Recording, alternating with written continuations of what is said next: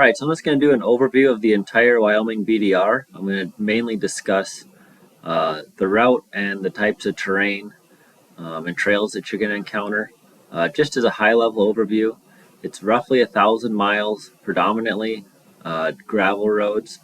I'm going to say it's probably maybe 10% blacktop. It's probably 60 to 70% improved gravel roads. Um,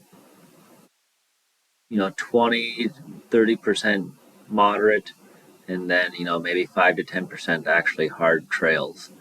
Um, it is very rocky. There's some little bit of sand, but mainly just sharp, jagged rocks. So something to be aware of. Getting a flat tire or getting a slash in your tire is a very real possibility. Through much of this route, um, I wouldn't plan on seeing people. A lot of these trails are not very well um, utilized. So down in the southern part where you start in the snowy mountains, that's going to be a busier area, probably the busiest area on the whole trip. Um, Also, the mountains over by Lander are going to be pretty busy, but this interior part of Wyoming really isn't, uh, an area that sees a lot of traffic. You're going to cross highways and things like that for sure. Um, but a lot of this is oil and gas country. There's not a lot, in there. This interior here, there's not a lot. So just being aware of that and planning accordingly, bring your own first aid stuff, bring, some tools to fix your bike, things like that, because you don't know who's coming and when. There is pretty good cell coverage, not everywhere, but large part of the trip. You've got some type of service. Don't count on it. Definitely, if you're going solo, a GPS phone or something like that's always a good idea. A little Garmin spot or something. As far as timing, uh, 3 days is not enough time. 4 days probably isn't enough time, but it's doable. Uh, 5 days would make a nice trip. Um, I did started up here in the north. Uh, First part down to 10 Sleep in one day, from 10 Sleep to Casper in the second day, from Casper to Laramie in a third day. In that third day, I could have almost finished. I probably would have ended up, somewhere in here, depending on, if I. It also depends if you do the easy or the hard route, right? This is assuming the hard route, but those are long days, a lot of miles, and really pushing. Uh, if you're going to take the time to do this, definitely, want to spend a little more time to enjoy the scenery and experience the trip. Uh, but I used the time I had and definitely enjoyed it. So uh, I would say, plan for 5 days minimum if you really want to kind of take your time and enjoy it. And maybe check out some towns while you're at it. If you're thinking about doing it in a car or a Jeep or something like that, I would say it's definitely doable. It's wide enough pretty much everywhere throughout there.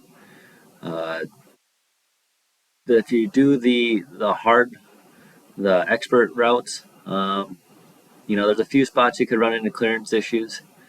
Something like a 33-inch tire would probably get you there. And then, line choice. Beyond that,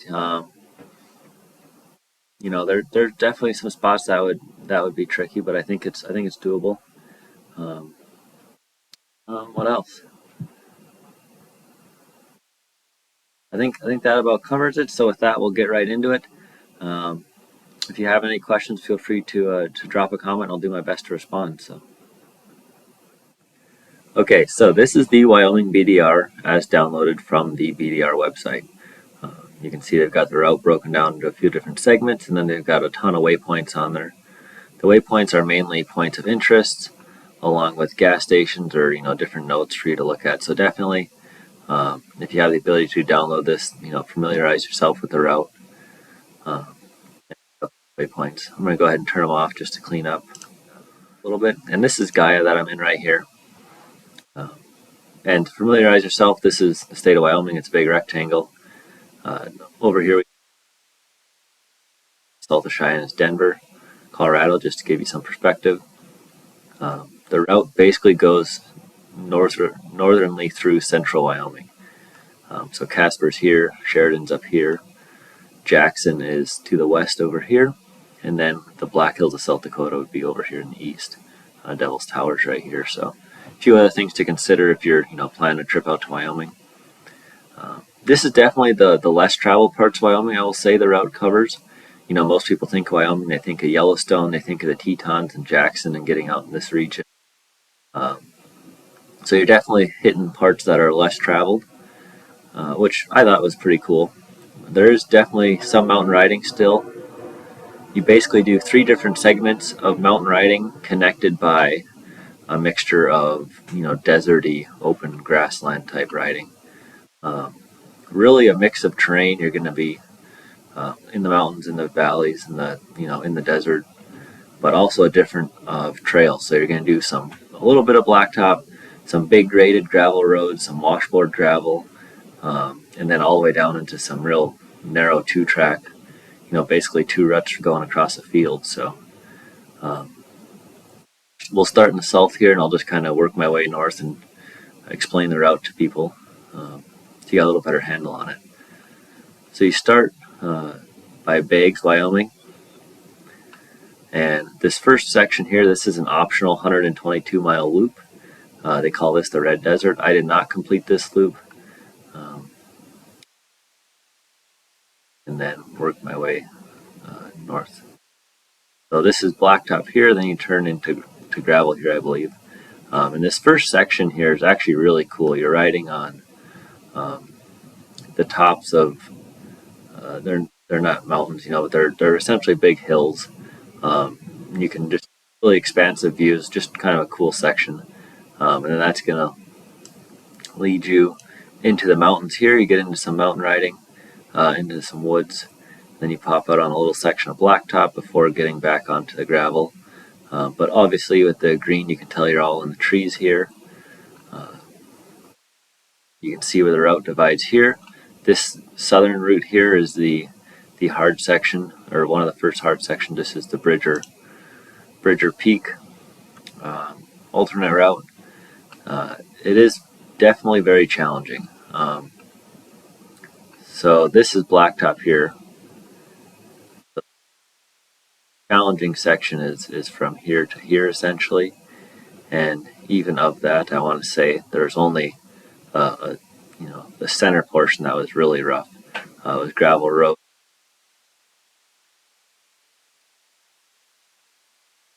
Trail, and I'll show some pictures of that. So definitely, if you're thinking about doing it, it's not impossible. I did it on a Moto Guzzi V85 TT, so I don't have a dirt bike or anything like that. My buddy had a DR 650. Both of us fully loaded with gear did it just fine. But there are some climbs and some descents. We went all the way up to the peak. There's a little offshoot to actually go right to the peak of the mountain, and that was harder than a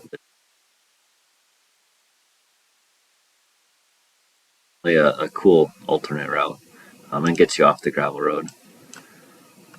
Like I said, once you're back here, you're on the gravel. You can camp in this section up here. State Forest Campground, that's where we stayed. A developed campsite. But most of the snowies is dispersed camping, a lot of public land. And then once you get out of here, that's just a few miles into encampment and Riverside, Wyoming. A real small town. We did the ride mid-September. Still get breakfast in encampment. Right here, there's a place to get breakfast, and then there's a gas station at this junction here. So some opportunity to get some food, water, gas, etc. Then you're back on blacktop a little bit for this first section, and then this is a large gravel road here, and you're moving along pretty good. It's going to take you into the Snowy Mountain Range, into the Medicine Bow Forest, and this is all good riding through here. It's all big, well-maintained gravel roads, so nothing to worry about. Basically any bike can do that section. And get you over to, I believe this is Rob Roy Reservoir here. Yep. And all through this section is dispersed camping. So if you just got a tent on the back of your bike and you want to camp, there is some developed campsites, but it's all otherwise dispersed camping. Once you leave Rob Roy, there's a little bit of a section in this region that's tricky, I'll say. It's probably one of the hardest parts of the main route. So if you don't do the optional expert level lines, I would say right in this section is the hardest main route. And it's not overly challenging. There's one really deep water puddle that there's no way around. There's not a bypass for it. You got to go through. So just, and it's muddy, so you can't see the bottom. It's rutted. So just being aware of that. And then there's one hill, which I'll look at my route. It gets right in here, where it's rutted. It's plenty wide. It's probably, I don't know, 12 feet wide. And if you're going from the south north, you're going uphill. If you're going, there was a group of guys going down it, and one of those guys dumped their bike. We helped them pick that up, but just those two little spots. Otherwise, it's pretty good riding. A little bumpy through here, and then this will drop you into the town of Centennial right here. Again, not much of a town, but there's gas there, there's food there. If you need supplies, you can always run over to Laramie. It's 26 miles to Laramie, just going east. And this is all blacktop highway. And Laramie's a cool town, 30-some thousand people, 35,000 people. There's a Walmart, lots of hotels.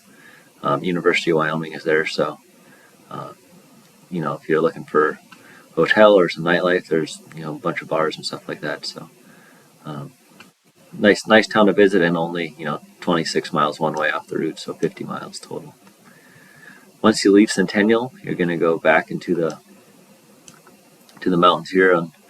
This is actually a blacktop road through here, but it's really a fun, twisty, winding road. Get onto the main road here, 230 for a little bit, and then you'll cut off of that again to the north on this little gravel section here. Nothing to worry about, or getting back onto 230. All this is high elevation riding, or not super high, but you're probably 8,000-9,000 feet through here, so something to be aware of. I think Bridger Peak is maybe in the 11,000.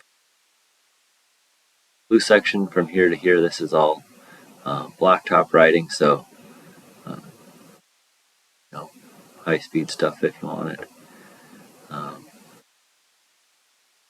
West here, travel. If you want to do this expert section, you can. Couple things to note: when you get, I believe it's right in here, the deep water crossing. So if you're doing this early in the year, spring of the year, be aware of that. In the fall, the water wasn't deep, but the other challenge with it is they're big concrete blocks. They're probably, I don't know, 18 inches square or 2 foot square by 12 inches high, and they're washed out around them. So, trying to bounce your bike over those or finding a route around them is definitely challenging. The water was still over my foot pegs in September, so, a little bit up the cases of the motor. I did make it through, but definitely something to be aware of. After that deep water crossing, there is a secondary water crossing, which isn't real deep, but it's long. And then in this section is really rocky.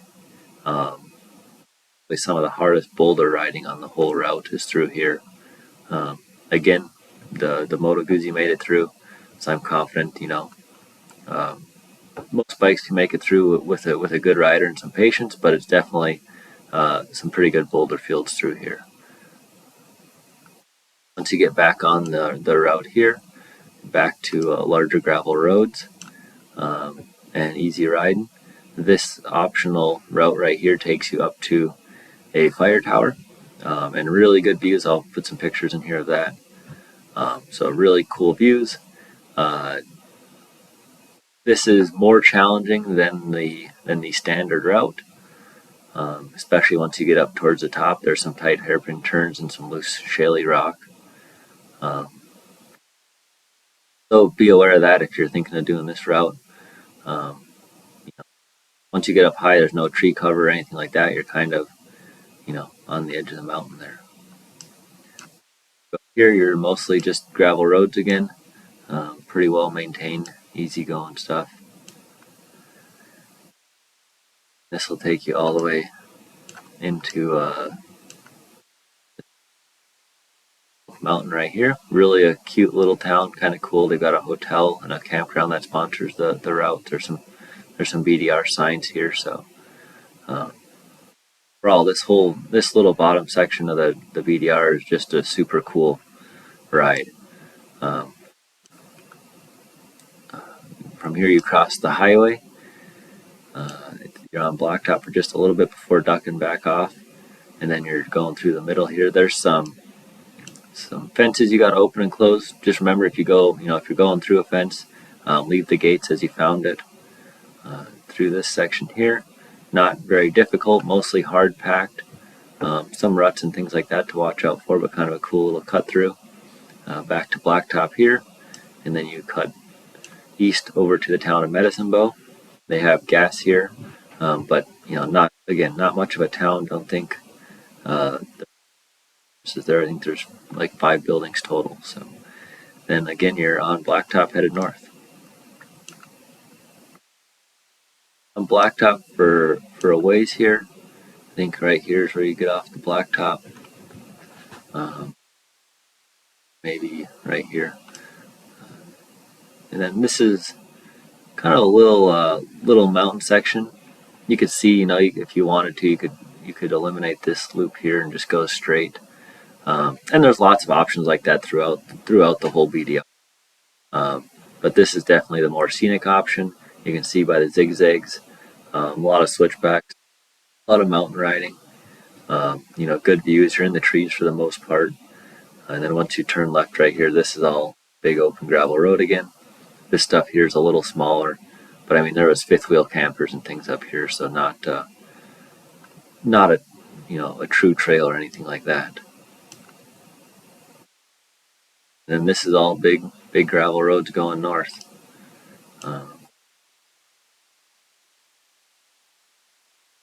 Right up in here, this is going to turn back to blacktop and shoot you out to the. Yep. So right here at this junction, there's a gas station. So definitely recommend fueling up there. Again, if you're looking for big services, Casper is here. And this is all highway, freeway riding. But Casper, lots of restaurants, so all of your city conveniences, if you will, are in Casper there. Start going west. So a little bit of highway here, and then this is a developed gravel road.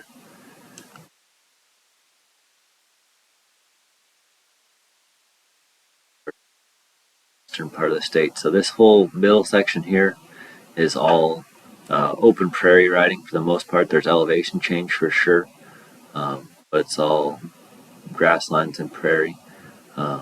Good piece of this section here, you're riding right on top of this cool, lack of a better term, but you're probably 100 feet above the valley or the grass floor or the desert floor below you, and you're just riding along the rim, kind of by river style. So super cool. Through there, there's a name for that trail too. I forget what it's called. A lot of this is more of a 2-track, not a maintained gravel road. It's definitely more of a 2-truck trail leading out through the prairie, and some of it gets pretty rutted up. Some pretty decent hill climbs through there, but nothing to worry about. My only concern when I did this section was I think somewhere in here I ended up ducking out to go south and then cutting down on blacktop because I had some really bad weather moving in. It was clouds all around me and it started downpouring. And riding solo, I was a little concerned about the clay and just the ground conditions being stuck in that. So that's the one section of BDR I didn't do, is that little piece.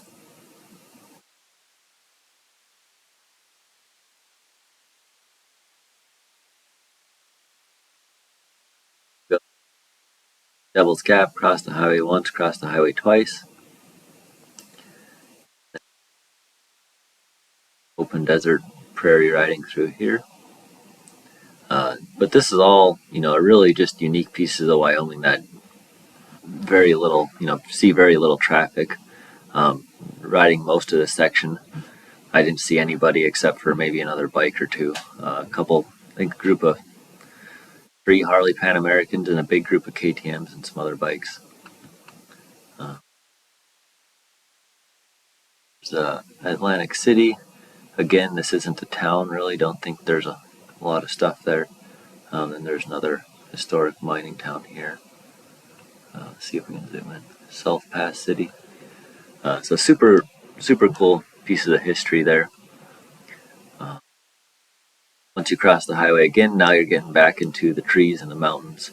All well-maintained gravel roads through here.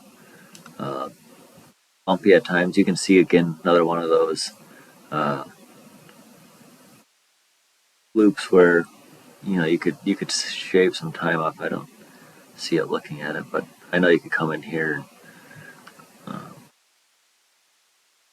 Anyways, you're on a smaller gravel road for a part of it that you could have bypassed, but what's the again, all well-maintained gravel roads. A little bit of washboardy at times, but nothing to worry about. I mean, you could take any bike through there.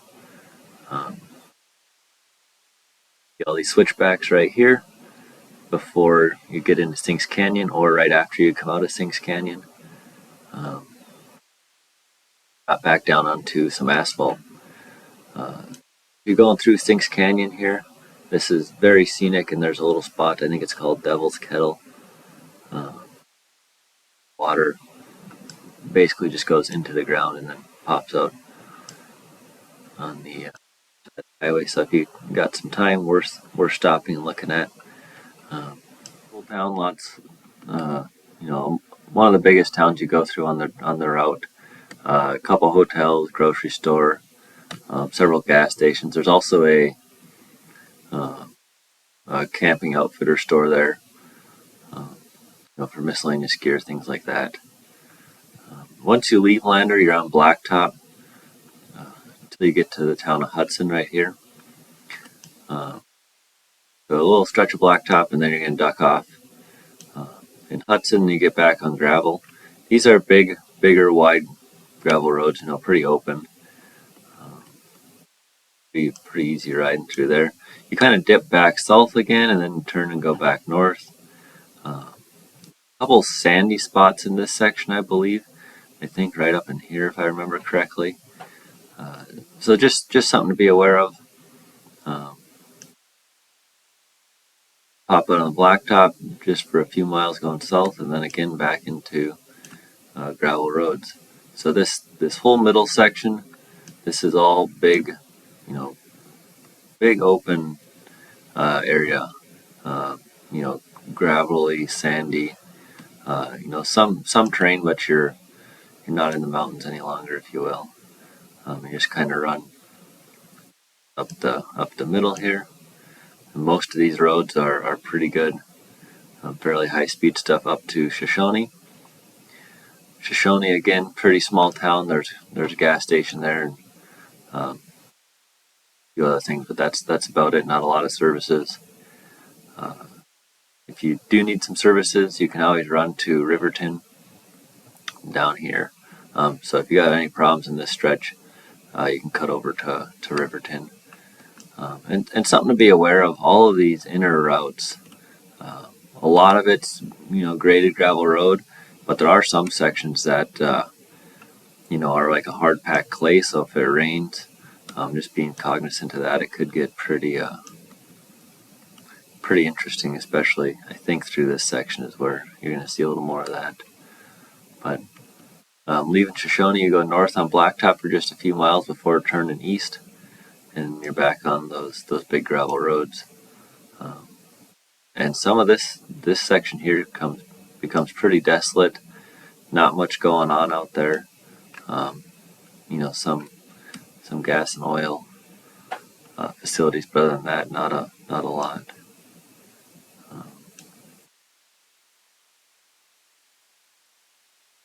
You kind of get on the edge of the foothills through here. Um, but this will just run you north. A little bit of blacktop through here, I believe, and that'll dump you back into Tensley. Tensley, again, another small town. Big surprise there. Um, but they have gas. They have a couple places to eat, and then there's a brewery that you can camp at here, which I did do is nice. Um, Hours and stuff there as well. So they didn't have any food at the brewery, so if you're looking to eat, you got to eat in town. But um, yeah, leaving Ten Sleep, you're going to be on Blacktop again, kind of going up this canyon. You actually duck off the blacktop right here, and this is a gravel road on the opposite side of the river is the highway. Get back on the blacktop for just a mile or two, and then into the gravel and into the mountains.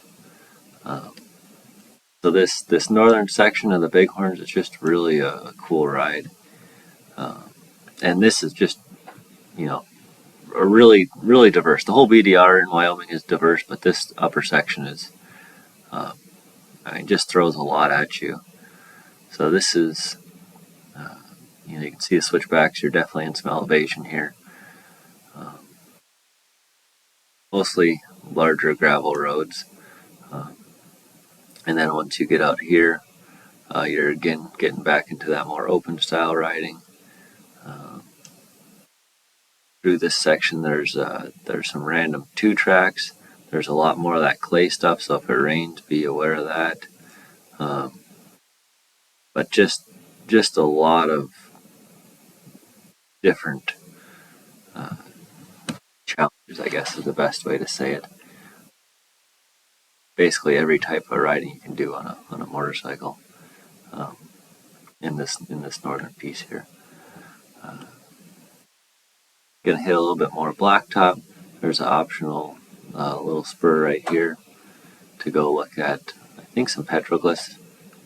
Um, and again, all that stuff is if you turn the waypoints on and look, there's a lot of waypoints, telling you more information than I'm giving you right now.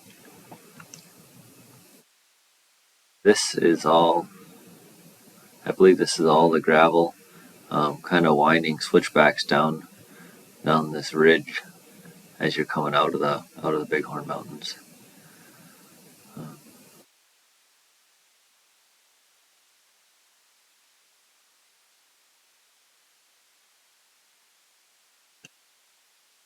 Most of this is all larger gravel roads. Uh,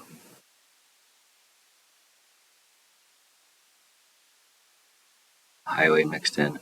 There are some smaller gravel roads, but not a lot of true obstacles, if you will.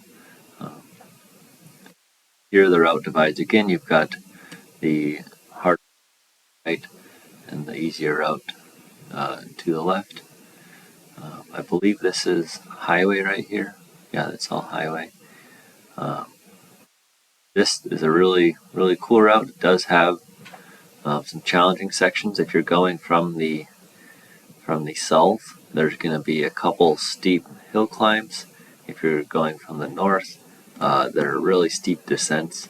Um, I dumped my bike, I think, 3 times on one hill just because I lost it on the top. Is rutted up, shaly, steep descent, and once you kind of lose your footing, it's hard to get going again. Um, there's also a creek and a water crossing, um, and then like 50 yards of boulders. Uh, to be right after the creek. So definitely some challenges throughout there. Uh, for me, that steep downhill descent was the hardest. Just learning how to modulate and manage my braking. Um, but also some really cool views. So definitely worth it if you think you have the ability to get through there. And when I get into my route, I'll show you some more pictures and things like that. This is big gravel road and then smaller gravel road through here. And it just kind of flip-flops back and forth as the route weaves its way through. This is highway right here. And there's 2 resorts right at this junction. There's one in this region and one in this region here, I believe. Food and gas is available. This is big, wide, open gravel roads. Through here, I believe it is still big, wide, open gravel roads through this section, and then I think this is the section where it gets smaller. Again, it's been a couple months since I did this. I'm working mostly from memory. Then this section here is more trail-esque, definitely smaller. A little harder riding. So this section here, and that'll dump you back out on the highway. This last section here, I did not complete the last 30 miles to the border, but it's blacktop to here, and then it's just down and back if you want to finish this last little piece to the border. Zoom out again so you can kind of get your bearings. On the northern side, if you're looking for services, you've got Sheridan over here. That's going to be your closest bigger town. You do have Grable and Lovell.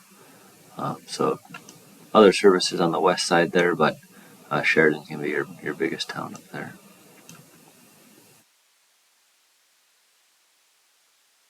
So that's the whole Wyoming BDR.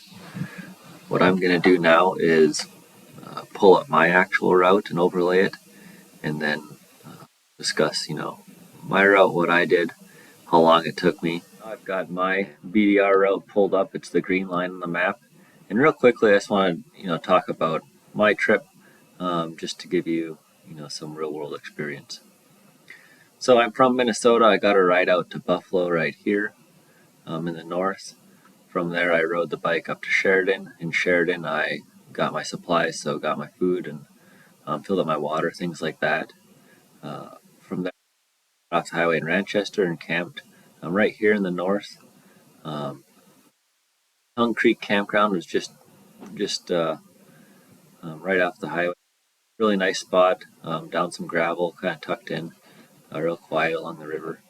Up the next morning, I think it was 30-some degrees. Got on the highway and rode up into Bighorns. By the time I got to Burgess Junction right here, it was about 25 or 6 degrees. So I stopped, had some breakfast, had a cup of coffee, and bought gas right here, and then rode here before turning north and getting onto the first gravel section of BDR. I did not do this top orange section of BDR, so the last 30 miles to the Montana border I didn't complete. Once I got on the gravel, I think I dumped the bike over about right here, about 4.5 miles into the gravel. The first time I laid it down, just a rocky downhill descent that I grabbed a little too much. Open gravel back to the highway, or some highway down to the expert section. I did take the expert section over Woodchuck Pass. Definitely laid it down a few more times. Or the water crossing to the good boulder section in here that I laid the bike over on. Made it through the water without issue. And then just past that, there was a steep, rocky descent that was pretty loose and shaly and kind of rutted up. And near the top of that, I going and getting your bearings going downhill. It was a little rough for me, and as first real time, place more on that hill, I think, alone. So definitely a little bit of a learning curve there. But by the end of the trip, I got it pretty well sorted out. And I think this is the hardest, starting in the north and doing the expert section was definitely the hardest stuff. I don't know, the stuff in the snowies too, that little expert section there's. But I think the expert sections definitely made the trip for me as opposed to just taking the asphalt here. So from there, I made it to tent sleep that first day.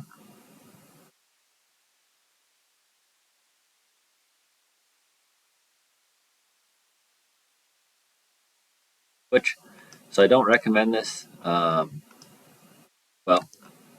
I mean that's you know your own abilities and your bike better. If I had a smaller bike, it wouldn't have been an issue getting down to 10 sleep. But I was this section. I started getting tired. Um, Once I was in a deep rut and my saddlebag caught the bank. Um,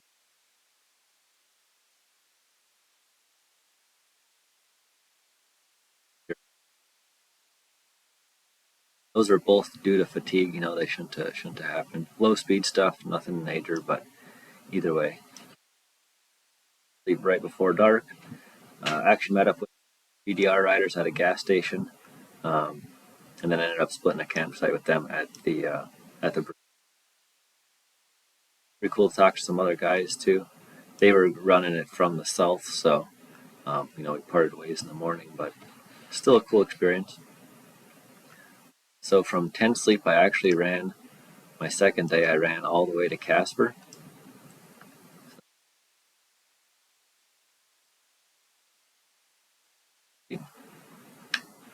I went from 10 sleep all the way over to Casper. Leaving 10 sleep, going towards Shoshone, that's all big, wide open gravel roads.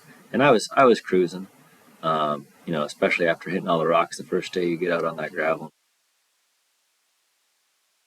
Only in maybe 2.5 hours or something to get down to Lander over here. This is all, again, all pretty open gravel roads. A couple sandy washes in there to be careful for.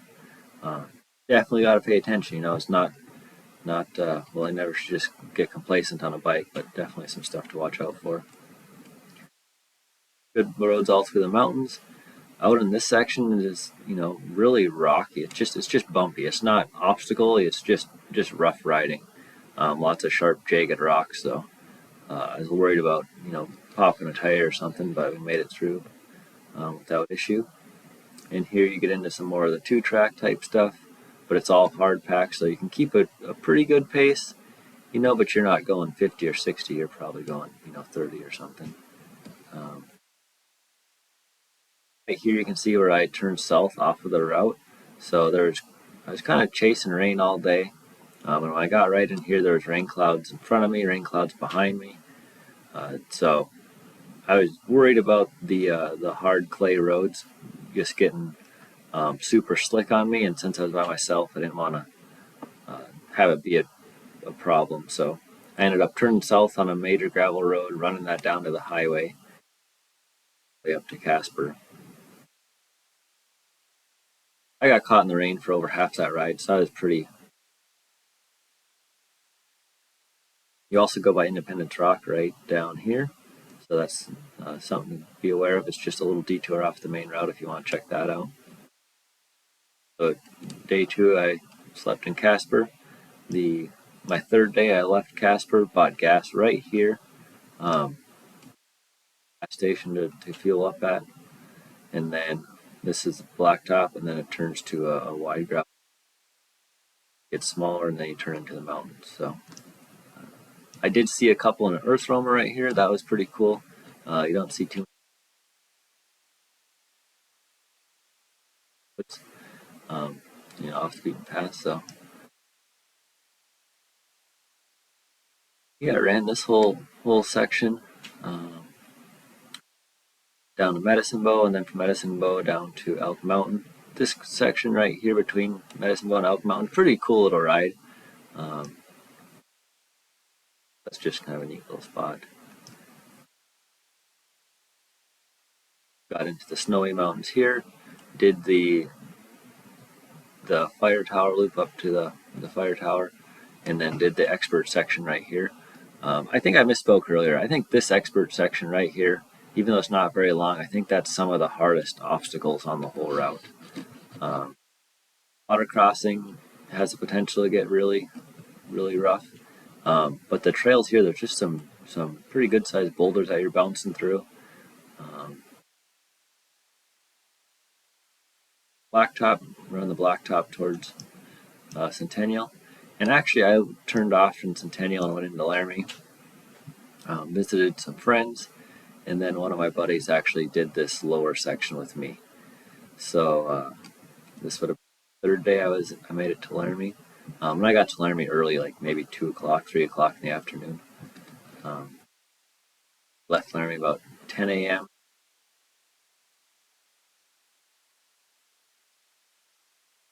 Bags. Uh, we took, I think it's 230 mountains. It's really a really scenic drive through here. Uh, so if you're a road bike guy, you just want to do that. That's real scenic. And on the riverside through encampment, and then all the way over to Bags. We had lunch at Bags, fueled up in Bags, and hit the trail. But it was pretty late by the time we got started. I want to say probably 3 o'clock by the time we actually got all the easy gravel section there. Popped back up.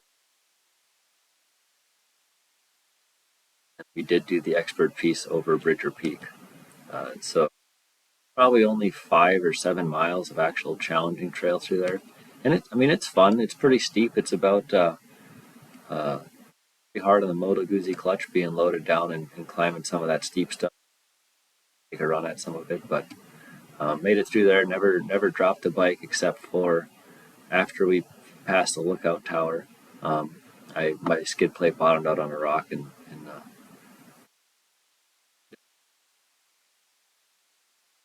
yeah. And we once we got back on the highway from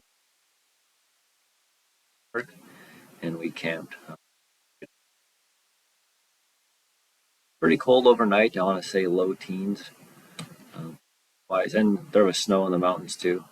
When I went through the snow the first time, there wasn't any snow, and when I came back the next day, it snowed overnight. So 20, 30 degrees, definitely.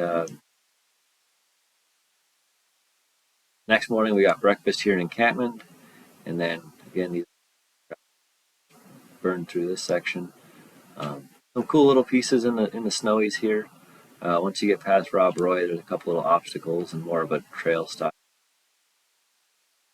before you end up back in Centennial. So there, I went back to Laramie. We were in Laramie 1, 2 o'clock. It was real early. I rode the bike all the way home. So for me, the trip was about 2,600 miles,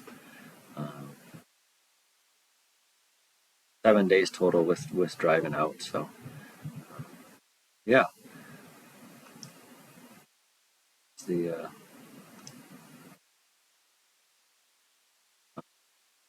couple of comments I have is there's a lot of pretty desolate areas on the route.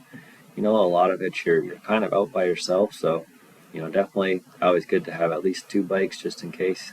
But a little bigger group would be nice too. A lot of these roads are not very well traveled, and BR people, I don't know who else is going through there. So pretty much the only people I saw on 80% of the route were other motorcycles. Um, I saw 30 bikes total on the whole route. Just something to be aware of. I never had any fuel issues, but definitely pay attention. Wyoming are pretty small. A lot of them don't even have pay at the pump. Um, just something to be cognizant of. Some of those places got to be open to buy gas. So hopefully this was helpful.